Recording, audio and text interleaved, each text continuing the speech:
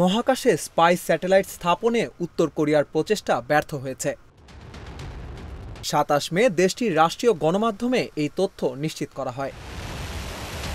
প্রথম পর্যায়ের ফ্লাইটের সময় রকেটটি মধ্য আকাশে বিস্ফোরিত হয়।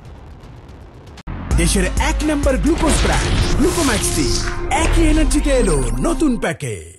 ব্যর্থতার কারণ হিসেবে প্রাথমিকভাবে রকেট মোটরের ত্রুটিকে দায়ী করেছে দেশটি। প্রাথমিক বিশ্লেষণে দেখা গেছে রকেটের মোটরটি উন্নত তরল জ্বালানির মোটর ছিল না। এর পাশাপাশি অন্যান্য সম্ভাব্য কারণগুলো খুঁজে বের করার চেষ্টা চালাচ্ছেন কর্মকর্তারা।